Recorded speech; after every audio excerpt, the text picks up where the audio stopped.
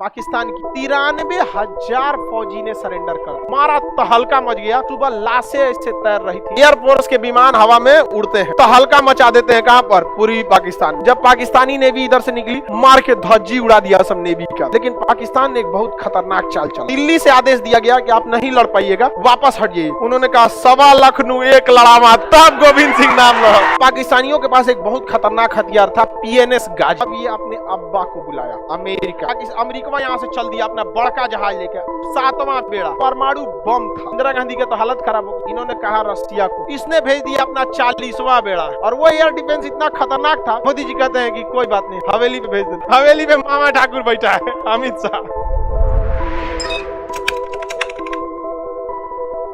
ये देश कौन है? बांग्लादेश।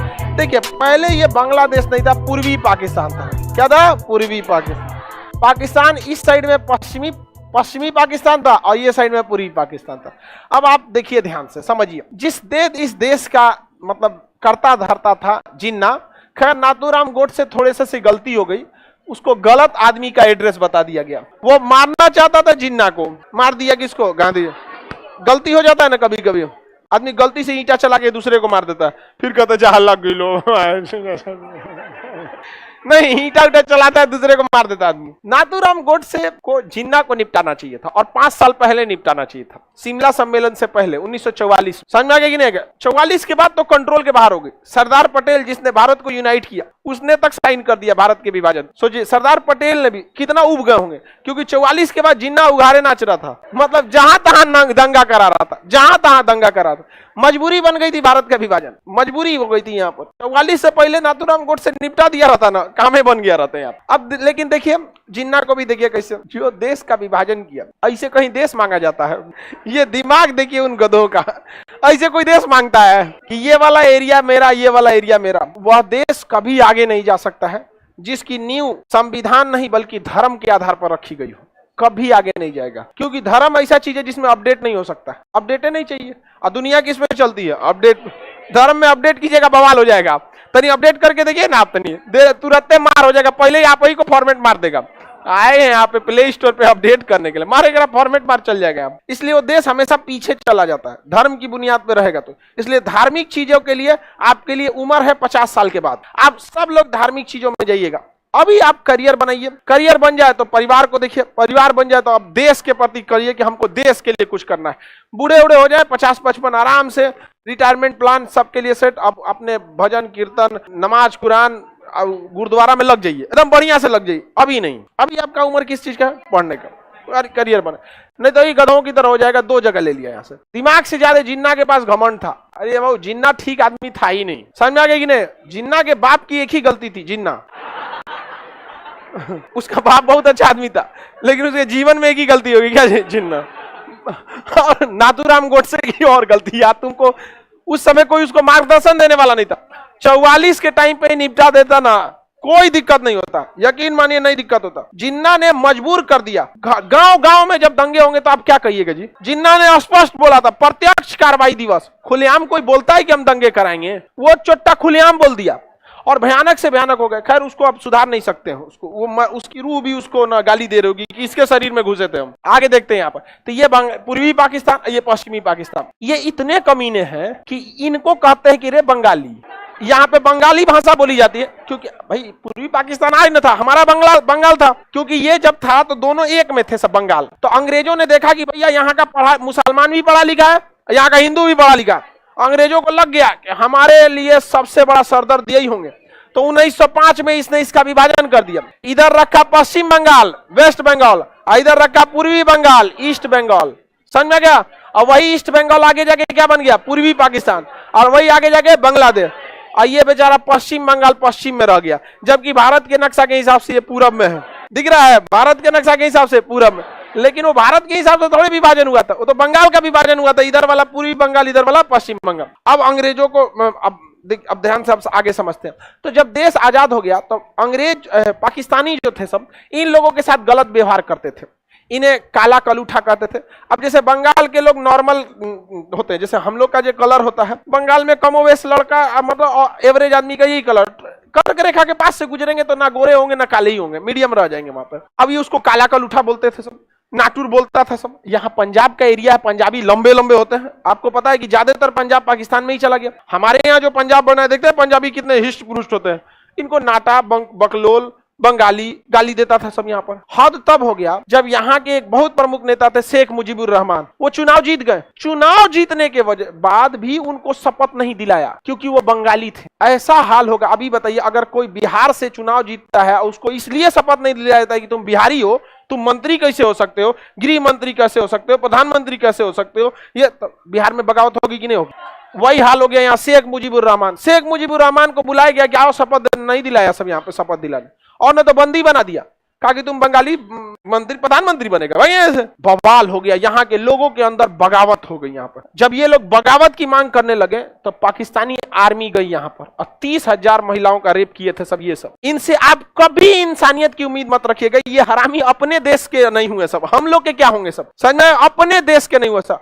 घर में घुस घुस मार दिया सब वहां के। अब यहाँ के लोग पूरी तरह से त्रस्त हो गए। शेख मुजीबुर रहमान को यहाँ बंदी बना लिया गया।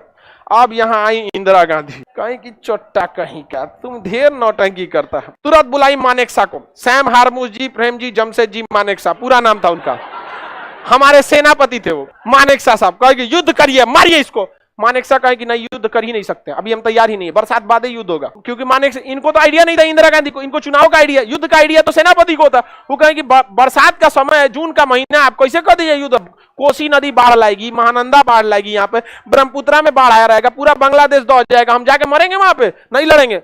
कैसा सेनापति है? कैसा सेनापति? कौन? बहादुरी और बेवकूफी में अंतर होता है। इंदिरा गांधी कहेगी साहब बताइए लड़ना कब है आपको? मानेकशॉ ने कहा था कि जब लड़ाई होगी ना तो लड़ाई लंबी चलेगी। हम चाहेंगे कि लड़ाई लंबी ना हो, लेकिन लड़ाई खींच जाती है लंबी, क्योंकि जितना हम प्री प्लान करके जाते हैं उतना होता नहीं है, हो सकता है लंबे हो जाए। तो इस बीच जब तक बरसात नहीं खत्म हो जाता है, आप अंतर्राष्ट्रीय दौरा कीजिए और अपने गुटों को मजबूत कीजिए कि युद्ध के समय जब अंतर्राष्ट्रीय दबाव आए तो आप कैसे झेलिएगा वहां पर। इंदिरा गांधी ने कहा कि अच्छा ही बात है। तो मानेकशॉ ने याद दिलाया, याद कीजिए आप लोग को, जब रूस फंस गया था श्रीलंका में, उसका दिमाग काम नहीं कर रहा था, तो भारत ने वहां से अमेरिका को खदेड़ने में मदद किया था लिट्टे के थ्रू। यहां पर आप रूस से संबंध को ठीक कीजिए और इधर हम अपनी सेना को ट्रेनिंग देते हैं और इस समय सेना ट्रेनिंग भी ले लेगी यहाँ पर, और साथ में उधर बरसात भी खत्म हो जाएगा।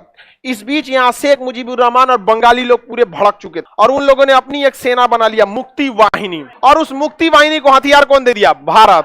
ट्रेनिंग कौन दे दिया? भारत। अब मुक्ति वाहिनी तैयार।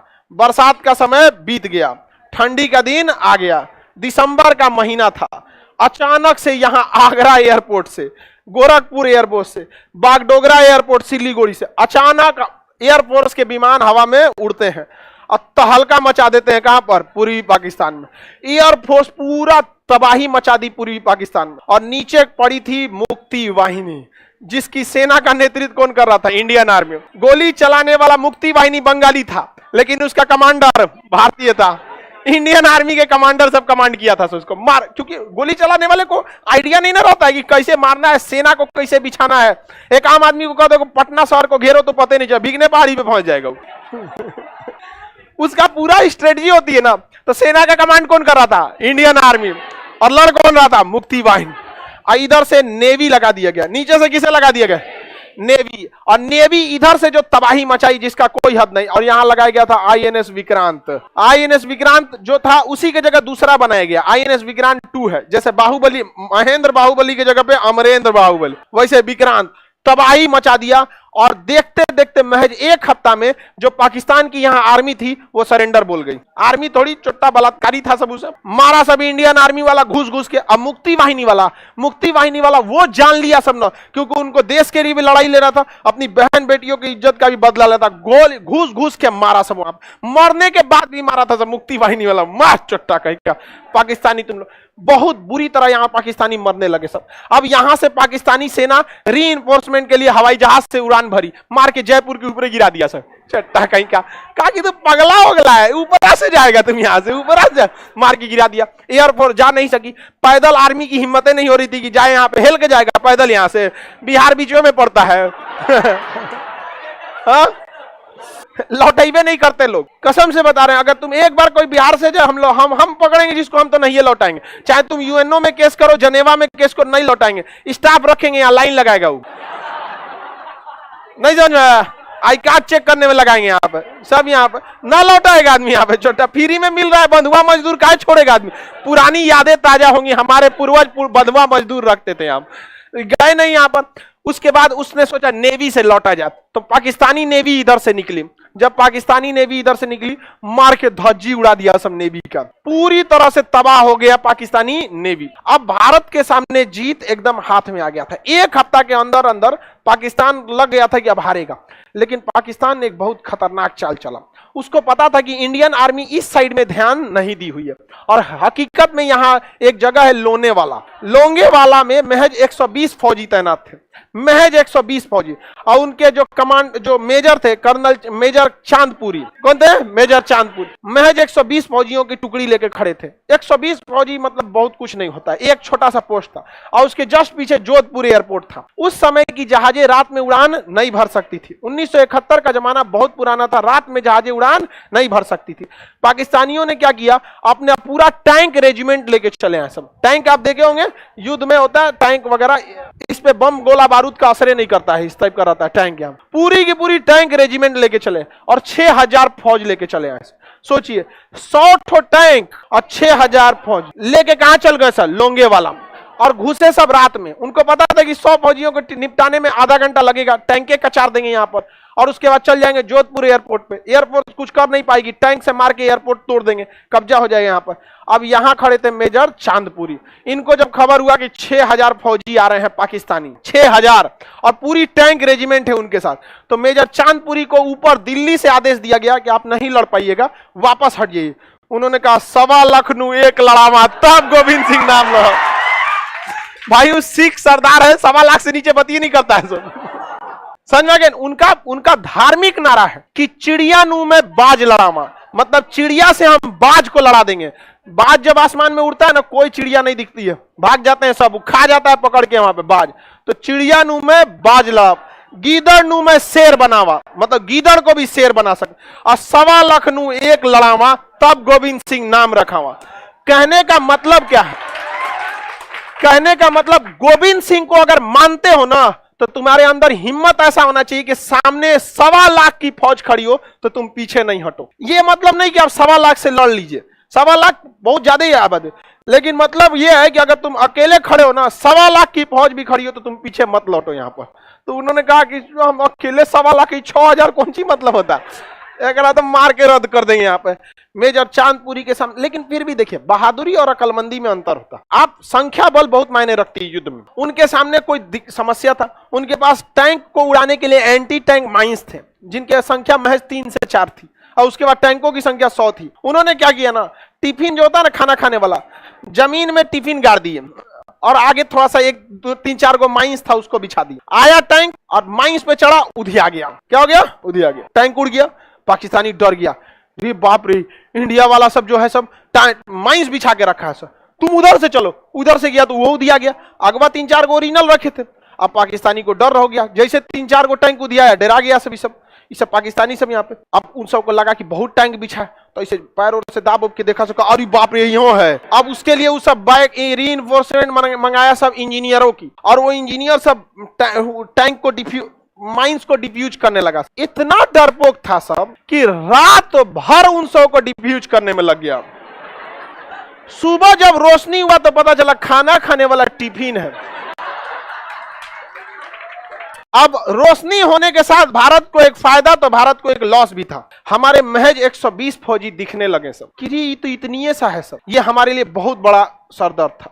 अब पाकिस्तानियों का मनोबल बढ़ गया कि ये तो मुट्ठी भर ऐसा। अब 6000 फौज में 120 दिखेगा कहीं, अरे इतनी सा तो 120 हो ही जाएगा सब यहाँ पर, 6000 यहाँ पे।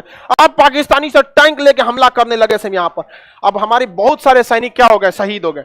अब तब तक सुबह की किरण का इंतजार कर रहे थे जोधपुर पर खड़े एयरफोर्स के जवान। सुबह की किरण हुई, जोधपुर से निकले सब हंटर विमान, मारा सब, तबाही मचा दिया सब। पाकिस्तानी अपना टैंक छोड़कर भागे थे सब। आज भी उनकी रिकॉर्डिंग हमारे इंडियन आर्मी के पास रिकॉर्ड है। वो कहते कि इंडियन आर्मी हमें मधुमक्खियों की तरह घेर लिए, हमें भागना पड़ेगा। टैंक छोड़कर भाग गए सब यहाँ से, पूरा का पूरा। आज भी हमारे आर्मी के म्यूजियम में वो टैंक सही सलामत रखे हैं सब, और वो टैंक अमेरिका ने दिया था कि ये बहुत मजबूत टैंक है।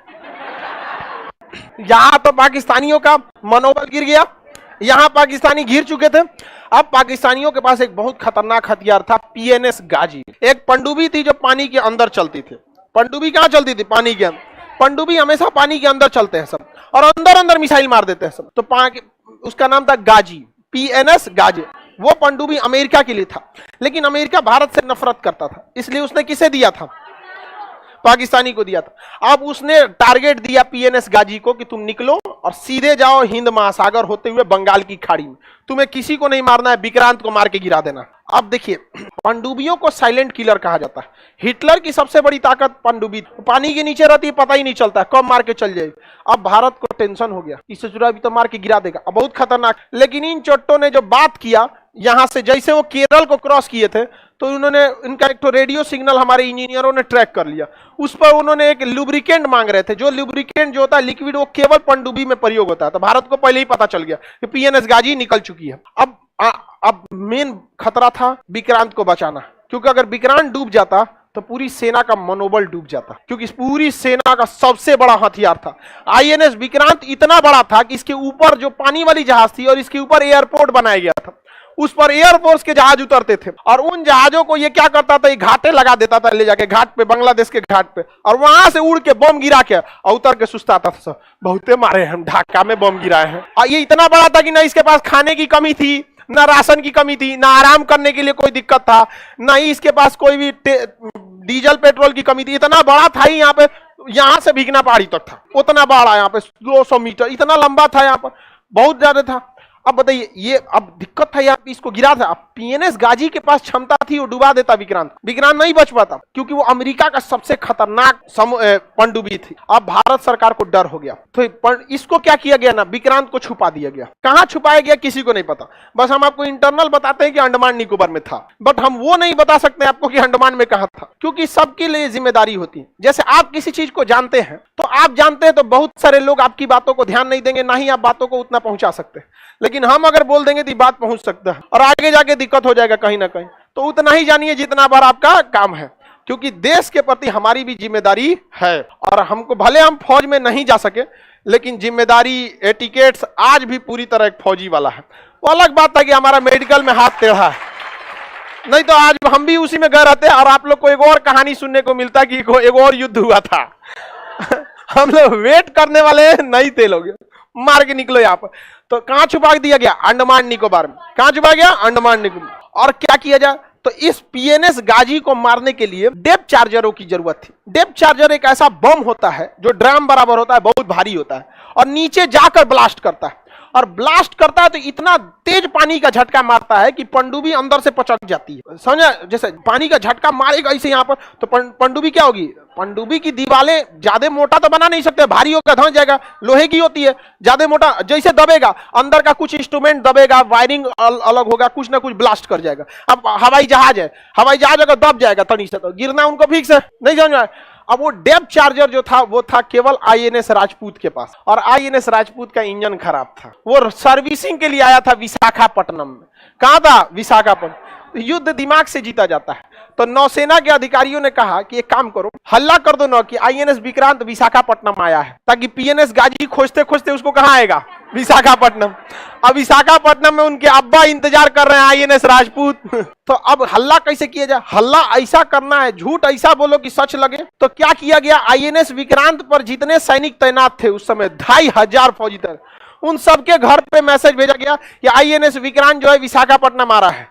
आईएनएस विक्रांत कहाँ आ रहा है? विशाखापट्टनम। जिनको जिनको अपनी फैमिली से मिलना है मिल लो, और सब लोग आ गए, लोग विशाखापट्टनम में हमारा मिलना, हमारा बबुआ पे कैप्टन हो लो, कोनो करे हमारा बाबू पे खाना बनाता है। सबका अलग अलग उस पे डिपार्टमेंट होता है, कोई खाना बनाने वाला है, कोई सेलर है, कोई रडार मेंटेनेंस है, कोई डीजल मेंटेनेंस, सब आ गए लोग वहां पे। विशाखापट्टनम में हल्ला हो गया यहाँ पर, और विशाखापट्टनम की सब्जी मंडी में ऑर्डर दिया गया कि हमको 6 महीने का सब्जी चाहिए, 2000 किलो आलू, 10,000 अंडा चाहिए, बॉयल अंडा चाहिए होता है ना, एनर्जी। देखिए नॉनवेज में एक खासियत होती है कि आपको इंस्टेंट एनर्जी दे देता है। नॉनवेज जो होता है ना, अंडा, मीट, मांस, आपको इंस्टेंट एनर्जी दे देता है। और युद्ध लड़ने के लिए ये सब चीजों को थोड़ा सा जान, और वैसे भी कहा जाता है ये राक्षसी भोजन है तो मार करने के लिए राक्षसी ये ना चाहिए, नहीं समझ में आए। सात्विक भोजन करके मार करिएगा, सात्विक भोजन करके आप पढ़ाई लिखाई कीजिए, मार करना है तो कौन सा भोजन?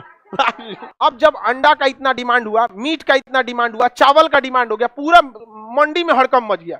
सारा दुकानदार खोज रहा है, अरे हमरा 10,000 अंडा का ऑर्डर आया है, 21,000 है, तुम्हारे पास है? कोई पूछे क्या होगा क्या होगा, अरे विक्रांत आ रहा है, विक्रांत आ रहा है। अब पाकिस्तानी जासूस घूम रहे थे सब विशाखापट्टनम, उस सब तुरंत पाकिस्तान फोन किया, एक तगड़ा न्यूज है, विक्रांत आ रहा है। सोचत नहीं तेरा विक्रांत आ रहा है, कोई विक्रांत नहीं आ रहा था यहाँ पे। समझ में आ गया कि नहीं? देखिए झूठ को इतना सफाई से बोलिए कि लगना नहीं चाहिए। समझ में आ गया नहीं? अब विक्रांत ये नहीं रहा था। अब वहां पे खड़ा पड़ा हुआ तो कौन? आईएनएस। ये खबर किसको दिया गया? पाकिस्तानी ने खबर किसको दी दिया? पीएनएस गाजी को। पीएनएस गाजी विशाखापट्टनम की ओर जा रहा था, जहां पे छुपा हुआ था विक्रांत। इसको खबर हुआ तो ये मुड़ गया। कहां की ओर? विशाखापट्टनम की ओर। और विशाखापट्टनम पे कौन खड़ा था? आईएनएस राजपूत। आईएनएस राजपूत के सारे नेविगेशन को बंद किए गए। आईएनएस राजपूत का इंजन मेंटेनेंस में था, बंद था। कुछ भी आईएनएस राजपूत हलचल नहीं कर रहा था। जहां हलचल होगा ना तो उसमें सोनार लगा होता है, हलचल को पकड़ता है, सोनार हलचल को पकड़ लेता। कोई हलचल नहीं था। लेकिन पीएनएस गाजी का तो इंजन चल रहा था, इसका हलचल तो पता चल रहा था। आईएनएस राजपूत को खबर लगा कि पानी में कुछ हलचल है, तो इससे हमला तो कर नहीं सकते, क्या पता अपने जहाजिया हो। तुरंत पीएनएस गाजी को पहले ही बता दिया गया था कि आईएनएस राजपूत के पास कोई नहीं जाएगा। तो आईएनएस राजपूत को पता था कि ऑर्डर दिया गया है कि हमारे पास कोई नहीं आएगा। अब कोई आया है तो मरने आया है। मारा पीएनएस गाजी को, डेप्थ चार्जर मारा गया, एक डेप्थ चार्जर गया, दूसरा गया। उसके बाद अचानक से डेप्थ चार्जर फटता है तो उतना तबाही नहीं आती, वो अंदर बहुत झटका देता है।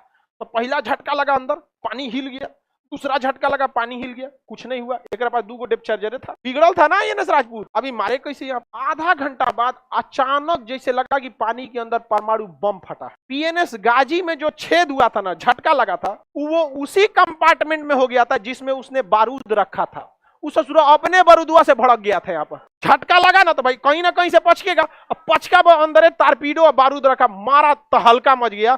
सुबह लाशें ऐसे तैर रही थी, आज ले आया गया, ऐसे घींच घाच रख दिया गया। पाकिस्तानियों को चाहिए तो ले जाना, नहीं तो हमारे यहाँ कौआ गीद बकुला का कमी नहीं है, घी दूध खा जाएगा सब यहाँ पर। समझ में आ गया कि नहीं? तो यहाँ पे अब पाकिस्तान का पूरा मनोबल गिर गया था। अब अमेरिका का भी मनोबल गिरा, उसका टैंक यहाँ छोड़ के भाग गया। अब पीएनएस गाजी गिर गया यहाँ पर। अब भी ऐसा जहाज मारा जो खराब था।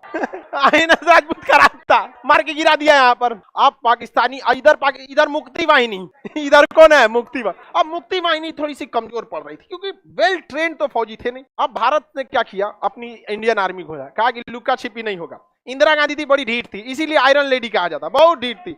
लोगों ने उन्हें समझाया कि कूटनीति डिप्लोमेसी नहीं कहता है, आप मुक्ति वाहिनी को आगे कीजिए, इंडियन आर्मी को पीछे से सपोर्ट कीजिए, कोई क्या कहेगा। इंदिरा गांधी के बाढ़ में जब कोई क्या कहेगा, यहाँ पे हम महिला हैं, हमको इस सबसे मतलब नहीं बनता है, कोई क्या कहेगा, मारो इसको। महिला सबको ज्यादा इफेक्ट नहीं पड़ता है। देखिएगा शादी ब्याह में ना दुल्हा जाएगा तो चावल फेंकते चल जाएगा, बाबू के बियाह हो लो। कोई फर्क नहीं पड़ता उसको, कोई कुछ चुका है, हमको क्या मतलब है। अच्छा बता, आप अपने पिताजी से कहिएगा या चाचा जी से कि बियाह हो रहा है, आप चावल फेंकते जाइए, थमा देगा लोटा आपको, फेंक तो बियाह हो लो। लेकिन महिला सबको बस अपना टारगेट दिखता है, बबुआ का बियाह हो रहा है, मेरा राग अच्छा है या नहीं है, कोई क्या बूढ़ बाबू बियाह हो लो।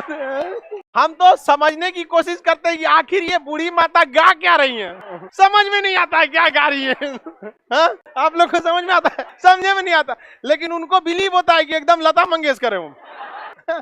आप लोग को भी समझ में नहीं आता, तू लोग की बूढ़ा होगी तो ऐसे ही करेगी लोग। तो इंदिरा गांधी कहेगी लोग क्या कहेंगे क्या नहीं कहेंगे, मुक्ति वाहिनी लो, इंडियन आर्मी को तुरंत आते मानेकशा से कहेंगे अब लड़िएगा ना, अरे हम पीछे कब हटे थे, मानेकशा कहेंगे एकदम एक नंबर, घुसा दिया इंडियन आर्मी अंदर।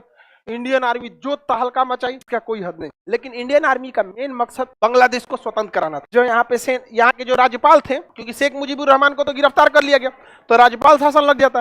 राज्यपाल जो घर में थे तो इंडियन आर्मी उनको नाश्ता करने के बहाने बाहर बुलाई और घरवा पे बम गिरा दी और उनको समझाई कि देखिए आपको बाहर निकाल के बम गिरा है। हाथ जोड़ लिया भाई, अब बताइए उस इंसान पे कितना बुरा, उसका मनोबल कितना गिर जाएगा जिसको घर से बाहर निकाल के बम गिराइए। घर देख रहा है कहाँ घर गिर गया है। उसकी पत्नी गरिया दिए रे चोटा, तू सरेंडर करेगा कि हम तोरा मारे, हम यहाँ पे हम ना मर तो तोरे साथ भाग यहाँ से यहाँ पे। अब भाई राज्यपाल के सरेंडर करने से सरेंडर थोड़ी हो जाता है। अब बिहार के राज्यपाल सरेंडर कर देंगे तो क्या बिहार सरेंडर हो जाएगा?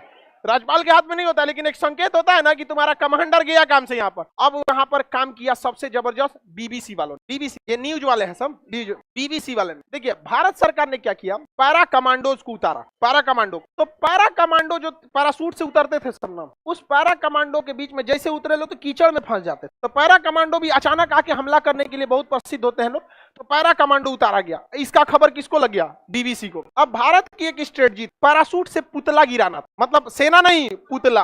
आई बीबीसी ने कह दिया कि 5000 कमांडो उतारे गए हैं। हवा से कितने कमांडर उतारे गए, पैरा कमांडो सबसे खतरनाक होते हैं। पूरी इंडियन आर्मी का सबसे खतरनाक पैरा एसएफ कमांडो होते हैं, जो ऑरेंज मैरून कलर का कैप पहनते हैं, पैरा कमांडो। उनका परेड भी अलग होता है। सारे लोग परेड जो करते हैं ना, ये कदम ताल पे करते हैं। अब वो नहीं, वो हथियार लेके वो कूद के ऐसे ऐसे उनका परेड होता है। वो कभी चलते नहीं है। पैरा कमांडो कभी भी आप परेड में ऐसे नहीं देखेंगे चलते हुए। यहाँ पर वो हमेशा हथियार लेके ऐसे और ऐसे ऐसे ऐसे ऐसे चलेंगे। जितना दूर जाना है उनको ऐसे ही कूदते जाते हैं। पैरा कमांडो उतारा गया किसको, पैरा एसएफ को। पैरा स्पेशल फोर्सेस उतरे थे तो 2-3, बाकी पुतला था। और पुतला भी था तो 200-250 पुतला। बीबीसी वाला हल्ला कितना कर, 5000। और बीबीसी इतना बड़ा न्यूज चैनल है ना कि लोगों ने बिलीव कर लिया। पाकिस्तान वाला डर गया, समझा। मुक्ति वाहिनी मार रहा है, इंडियन आर्मी मार रही है, एयरफोर्स मार रही है, नेवी मार रही है। ये बचा था सब 5000 कूद गया। सब किसके घर पे कूदा है सब कोई इसको क्या पता। अब कोनो घरे का ऊपर का दरवाजा बंद करके भाग गया सब, भाई सीढ़ी वाला बंद कर दो, कूदा है सब 5000। कहाँ है अब पाकिस्तानी आर्मी का, तो हालत खराब। पाकिस्तान को लगा अब कुछ नहीं हो सकता, तब ये अपने अब्बा को बुलाया, अमेरिका को कहा कि हमारी जान बचा लीजिए। आपको जहां सेना का अड्डा कहना होगा हम यहाँ दे देंगे, यहाँ दे देंगे। आपका मन, आप हमारे घरे में रहिएगा, हमारे ससुराल में रह जाइएगा, कोई दिक्कत नहीं है। आपका मन करे तो आप जहां मन वहां रहिएगा, हमको कोई दिक्कत नहीं है। हम अपनी पत्नी वाला भी आपको कमरा दे देंगे, चल जाइए। अमेरिका चल आया हमला करने। भाई इन सबों के पास इज्जत नाम की तो कोई चीज नहीं है। अरे तुमसे लड़ रहे हो, बहादुरी से लड़ो। यहाँ पर हमारे मेजर चांदपुरी को आदेश आया था कि नहीं पीछे हटने के लिए, हटे थे क्या वो? इन चोटों के पास पूरी हार गए थे सर। कहा हम आपको अड्डा देंगे, सेना का अड्डा, आपको जहां रहना रहिए। यहाँ पर अमेरिका को तो पुराना दुश्मनी था भारत, उसको याद आया था हम्बन टोटा से उसको किसने लतियाया था, भारत। सारा खेल किसका रचा था। अब अमेरिका चल दिया यहाँ से बेड़ा लेकर अपना युद्ध करने के लिए। कहां से चला था अमेरिका, अपने यहाँ से चल गया। अमेरिका को बुलाया कौन, कहा कि बांग्लादेश को बचा ली। पाकिस्तान अमेरिका यहाँ से चल दिया अपना बड़का जहाज लेकर, 7वां बेड़ा। कौन सा बेड़ा, हम लोग का जो INS विक्रांत था ना, उससे डबल बड़ा ये था 7वां बेड़ा। इतना बड़ा जहाज था कि इसके ऊपर 40 ठो उड़ने वाले जहाज आते। इसके में परमाणु बम था, परमाणु बम लगा हुआ था। किसमें, 7वां बेड़ा। और इसके साथ पनडुब्बी, डिस्ट्रॉयर, फ्रिगेट। मतलब ये जब चला था तो अपने साथ 30 से 35 पानी वाली जहाजों को लेके चला। ये अकेले चलता ही नहीं था, इतना खतरनाक। चल दिया 7वां बेड़ा लेके। अब भारत का हालत खराब। ये अकेले युद्ध का गेम पलट देता, पूरे इराक को ये अकेले हरा दिया था 7वां बेड़ा, अकेला गेम पलट देता इसके परमाणु बम से लेकर। और दूसरा एक बात और होता है ना, देखिए गांव का बहुत बड़ा दबंग आदमी आपको एक तमाचा मारेगा ना, तो आप बस कंप्रोमाइज करिएगा, आप पलट के उसको नहीं मारते। और ये सबसे बड़ी गलती हो जाती, पलट के मजबूत इंसान को कभी नहीं मारना चाहिए। अब मारना चाहिए तो एक बार में उठना नहीं चाहिए। एक बार में अगर उठना नहीं चाहिए, कभी भी नहीं, कितना भी बड़ा रहे यहाँ पे, एक बार में उठना नहीं चाहिए। कहीं कुछ मार दो ससुरात, लेकिन एक बार में। भारत ने कहा कि कुछ भी हो जाए 7वां बेड़ा आओ। मानते हैं कि नहीं लड़ पाएंगे तुमसे, क्योंकि हमारे पास उस समय टेक्नोलॉजी नहीं, मारेंगे तो तुमको हम पक्का। ये चोट्टा अमेरिका ब्रिटेन को भी बुला लिया, चल चल चल मारे के हो लोग, चल चल चल चल। फ्रांस को भी बुला लिया, चल चल चल भारत के मारे को। आई चोट्टा आ गया सब। आज ये मोदी जी को बर्गर खिला रहा है सब, समझ में आ गया कि नहीं, पिज्जा खिलाता है सब। लेकिन ये चोट्टे मारने आए थे सब हम लोग को। इतिहास कोई भूल जाए, हम ना भूलने वाले हैं, कभी नहीं भूलना चाहिए इतिहास। ये हम मानते हैं कि हम लोग भी लिट्टे का मतलब हुआ था, युद्ध में सब कुछ दिया जाता, लेकिन अमेरिका भी शरीफ नहीं। युद्ध में कोई अंतरराष्ट्रीय रिलेशन में हम लोग को देश देखना है, शराफत नहीं, समझा गया ना। सब आया था सब मिल के मारने। इंदिरा गांधी के तो हालत खराब हो गई। इन्होंने कहा रसिया को, याद है कुछ, गइलो हमारा हालत खराब। ये सब लेके आई चोट्टा बहुत कमीना होता है सब। पहले अमेरिका आएगा, फिर ब्रिटेन आएगा, फिर फ्रांस आएगा, उसके 29 देश आ जाएंगे सब नाटो सेना लेकर। अब 29 देशों से एक आदमी अकेले लड़ पाएगा, वो भी भारत जैसा उस समय 1971 में विकासशील देश। हमारे पास कुछ भी नहीं था उस समय, फैक्ट्री तक बढ़िया से नहीं थी। रूस ने कहा कोई दिक्कत नहीं, टेंशन न, हम भी भेजते। इसने भेज दिया अपना 40वां बेड़ा।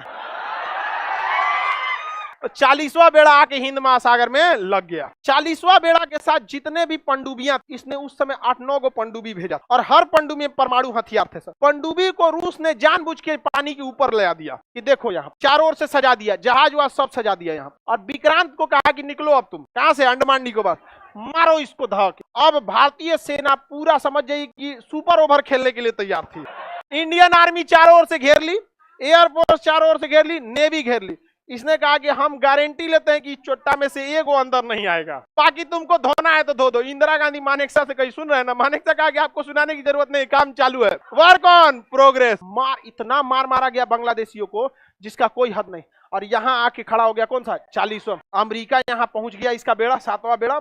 इस सोचा इधर से निकले तो इधर आ जा रहा था, सोचा इधर से निकले तो इधर आ जा रहा। नहीं, अझुराने का तरीका, आओ तो ना देख लेते, चल तो तनी नहीं गांव में तो जो तो हमारी खेत में तनी जेबी यहाँ आओ तो देखते हैं। अब इसके ऊपर मिसाइलें तैनात, ऑटो एयर डिफेंस की मिसाइल। इसके पास जो एयर डिफेंस S-400 अभी भी कितना तगड़ा, कोई आता है S-400 के आगे, कोई नहीं। इसने अपने एयर डिफेंस को एक्टिवेट कर दिया और वो एयर डिफेंस इतना खतरनाक था कि 400 किलोमीटर के दायरे में कोई भी आएगा ना तो जहाज के कैप्टन को वार्निंग दे देगा कि आ गए हैं एक आदमी नाश्ता के लिए। 400 किलोमीटर दूर पहले कैप्टन को बता देगा कि खाना पीना छोड़ो लग जाओ। और अगर 300 किलोमीटर तक आ गया तो पूरे जहाज पे वार्निंग बजा देगा, पूरा सायरन बजा देगा कि आ गया है कोई, 300 किलोमीटर दूर है। 200 किलोमीटर पे रहेगा तो सीधा खबर भेज देगा मॉस्को कि चोटा कुछ नहीं किया है अभी तक, हम उसको 400 किलोमीटर से वार्निंग दे रहे हैं, अभी तक क्या नहीं किया यहाँ पे।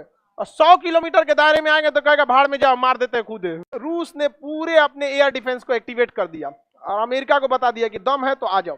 अमेरिका 400 किलोमीटर दूर से कह रहा था वापस चल जाओ, ठीक नहीं होगा वापस चल जाओ, ठीक नहीं होगा। कहा अमेरिका ने कहा कि हमारे पास 150 से ज्यादा परमाणु हथियार लेके आए हैं, छोड़ेंगे नहीं भारत को इस बार। हमेशा श्रीलंका समझाएगा, श्रीलंका से भगा दिया, नेपाल से भगा दिया, अब की नहीं जाएंगे हम, हमारे पास 150 से ज्यादा परमाणु हथियार है। रूस ने कहा कि जब हम चले थे तो हमें बहुत जल्दबाजी, इसलिए हम गिनती नहीं किए, लेकिन लगभग 300 से ज्यादा है। कहा कि हम गिने नहीं है लेकिन 300 से ज्यादा, गिनती चालू थी 300 के बाद, अगर हम गिने नहीं, जल्दी में आना था, हमको इस सब का धमकी मत देना, बहुत महंगा पड़ेगा। तो इंग्लैंड कहा था sorry we are late, we should return, you should return और you must have to return, तुम्हें लौटना ही होगा। चल गया ब्रिटेन, चल गया यहाँ पे। ब्रिटेन को एहसास हो गया था कि 1857 नहीं, देश आजाद हो चुका। और आपको जानकर ताज्जुब होगा, जूता भिगा के मारना किसे कहा जाता है? ये INS विक्रांत जो था ना, ये ब्रिटेन से खरीदे थे लोग भर रास्ता अमेरिका ब्रिटेन को घर आया था, तोरा बेचला बिना जरूरत था, काय बेचा रहे तुम उसको भर रास्ता घर आया था। और कह what will I do, I don't know the what will happen in future, ओकरा कौन जी पता फ्यूचर में क्या हो जाएगा। अब जाओ तुम यहाँ से। अब यहाँ से जब ये लोग चल गए, 1.5 महीना बाद गया था रूस यहाँ से, 1.5 महीना तक लंगर डाल के खड़ा था। इसलिए हमेशा याद रखिएगा, 2 नए दोस्त से अच्छा एक पुराना दोस्त होता है।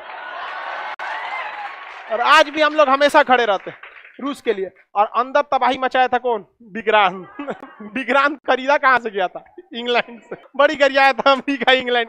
इसलिए देखिएगा जल्दी अमेरिका वगैरह बड़ा हथियार भारत को बेचना नहीं चाहते हैं। भारत की विदेश नीति स्वतंत्र। यहाँ से पाकिस्तान की 93,000 फौजी ने सरेंडर कर दिया। 93,000, 1 लाख फौजियों ने अपना बेल्ट उतारा। फौजियों के सरेंडर का होता है स्टार नोच दिया जाता है, बेल्ट रख दिया जाता है और बंदूक को नीचे रख दिया जाता है। सारे फौजी खड़े थे बंदूक लेके। उन गधों के सामने अगर हिम्मत, अगर भारतीयों के सामने कोई कहता सरेंडर करने के लिए, 93,000 फौजी धाए धाए गोली मारते कि निपट जाता। लेकिन ये गधा 93,000 बंदूक लेकर बेल्ट उतार के रख। ठीक हुआ कि बांग्लादेश में हुआ, बिहार में होता तो उघारे करके सरेंडर करा। नहीं समझ में आया? इसलिए ना हम लोग बदनाम है कुछ कुछ कांड हम लोग भी बहुत खतरनाक किए हैं, नहीं तो ऐसे ही कोई बदनाम थोड़े हो जाता है। बड़ी मार मारते लोग हम लोग। पाकिस्तान ने कितने को सरेंडर किया? 93,000। उसी लड़ाई में जहां 120 फौजियों ने सरेंडर नहीं किया, उसी लड़ाई में 93,000 ने सरेंडर। इसका कारण भी है, बाप बाप होता है। समझ में आएगी नहीं? इनको लगता है कि भारत से ये कश्मीर छीन लेंगे। अपना बांग्लादेश याद करो, भारत से कश्मीर छीन लेंगे। यहाँ 93,000 फौजियों ने सरेंडर किया था और उसको हम लोग सरकारी स्कूल में सेशन बंद किए थे कि एडमिशन नहीं होगा सरकारी स्कूल में। सरकारी स्कूल में लकड़ी के बेंच पे बैठाए थे सबको, सूतने का जगह नहीं था, लकड़ी के बेंच पे बैठा रहता था सब 2 महीना तक। फिर बाद में शिमला समझौता हुआ और शिमला समझौता में वापस उसे लौटाया गया। यहाँ भारत ने एक गलती कर, उसको कहना चाहिए था कि तुम यहाँ से पीओके से जब तक नहीं लौटोगे इन 93,000 को हम नहीं लौटाएंगे। लेकिन आगे बात समझिए, 50 साल आगे आके 50 साल पहले की घटना पे आपको हंसना बहुत ईजी होता है। याद रखिएगा, आज से 50 साल बाद आने वाली पीढ़ियां हम लोग का मजाक उड़ाएगी कि कोरोना से मर गया था। मजाक उड़ाएगी। 50 साल तो बहुत दूर है, 5 साल वेट कीजिए, लोग कहेंगे कोरोना से मर गया, खांसी सर्दी से मर गया। कि 50 साल बाद चीजें बहुत चेंज हो जाती। आज आप अपने परदादा को भले बोल सकते हैं कि जमीन इतना सस्ता मिल रहा था, काहे नहीं खरीद लिए, 2-3 हजार रुपया में जमीन मिल रहा था, आप वही खरीद लीजिए ना, नहीं तो आने वाले 100 साल में आपके बाल बच्चे गरियाएंगे कि इतना सस्ता जमीन सस्ती थी तो पैसा भी उस समय कम था। अभी के और में कह सकते उस समय इतना बड़ा दबाव था, अमेरिका मार देता, अमेरिका को मिसाइल तो क्या कर लेते। दूसरे के बल पे हम लोग कब तक लड़ाई लड़ेंगे। यूक्रेन तो लड़ने गया था दूसरे के बल, ज्यादा देर तक युद्ध सही नहीं है। लेकिन शिमला समझौता में एक चीज अच्छी बात थी कि दोनों देश कभी भी किसी थर्ड पार्टी को एंट्री नहीं करेंगे। जब भी समझौता होगा कश्मीर के मुद्दे पर तो आपस में बैठ, अब पाकिस्तान चल जाता है सऊदी अरब देशों के पास यूएनओ में, तो भारत कहता है कि देख भाई तोरे प्रधानमंत्री का साइन है रे, क्या कहा है कि भारत कश्मीर मुद्दे को सुलझाने के लिए किसी तीसरे को बीच में नहीं ले। तोरे अब्बा का साइन है ना? हाँ अब्बे तो साइन किए थे, अब अब्बा बकलोल निकले तो हम क्या करें वापस आ जाते हैं। यूएनओ भगा देता है, अरब देश वाले भगा देते हैं। सब अरब देश वाले जानते हैं कि भारत से उनको काफी फायदा है, म्यूचुअल रिलेशन। हमारा भी अरब देशों के साथ काफी फायदा है। हम लोगों को एक बहुत बड़ा रोजगार और एक सस्ता पेट्रोल मिलता है। देखिए पेट्रोलियम यहाँ से नहीं मिलेगा तो काफी दूर हो जाएगा। और जो छोटपा का नेतवा है सब, एगो मीडिया वाला को देखे वो रहा है कि यूएनओ मतलब क्या होता है। हमके देखो इस चोटा यूएनओ मतलब क्या होता है बोल रहा है, जिसके लिए हम लोग आज तक हम लोग कह रहे हैं कि अस्थायी सदस्यता मिल जाए। मीडिया वाला कह रहा है यूएनओ मतलब क्या।